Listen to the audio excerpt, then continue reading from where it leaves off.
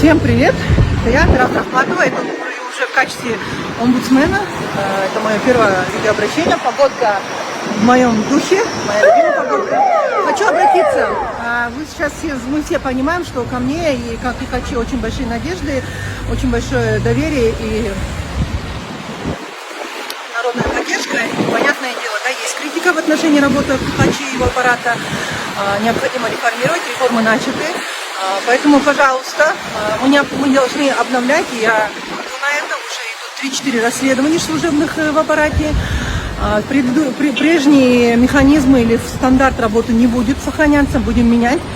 Важно, чтобы было обеспечено равенство, понятные процедуры, открытые процедуры, равенство всех наших граждан, не только, да, и чтобы мы могли успевать реагировать по нарушениям, либо по злоупотреблениям в отношении прав человека, где был этот наш гражданин, либо человек не находился на территории нашей страны или вне. Поэтому, пожалуйста, не вмешиваться в деятельность, потому что, согласно закону, у нас есть омбудсмен и его аппарат. И среди населения большое недоверие к госорганам, в том числе и к Хакачи, да. И у всех большая критика к качеству кадров, их работе, поэтому изменения идут, и любой звонок, любую просьбу в отношении того или иного сотрудника, чтобы этот человек не был уволен, либо кого-то взять на работу, я буду расценивать как вмешательство и буду публиковать в социальных сетях и на сайте официальном омбудсмана, да, и мне без разницы, это будет политик, чиновник, бизнесмен или активист, или кто-либо другой, простой гражданин, это я буду расценивать как вмешательство. Это первое. Второе, была не очень хорошая практика общественных помощников и общественных советников Хакачи. Сейчас внутри страны нету ни одного действующего общественного советника или общественного помощника. Эта процедура будет, формат работы будет меняться.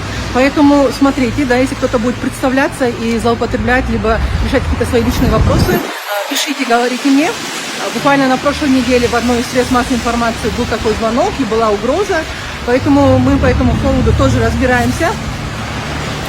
Это все неверно. И вообще, да, в аппарате у всех у нас требования, во-первых, чтобы права человека это были ценностью для каждого сотрудника, кто будет работать в команде. И каждый сотрудник он должен понимать, что общественный интерес стоит выше собственного интереса. Поэтому прошу всех поддержать реформу, поддержать изменения подхода в работе Хакачи, не вмешиваться и действовать только строго в рамках закона. Кто не квалифицирован, кто некомпетентен, кто не может работать в ритме современного мира, ну, как мы можем? Предыдущий 30-летний опыт работы и сложная система, она себя не оправдала и привела к дискредитации.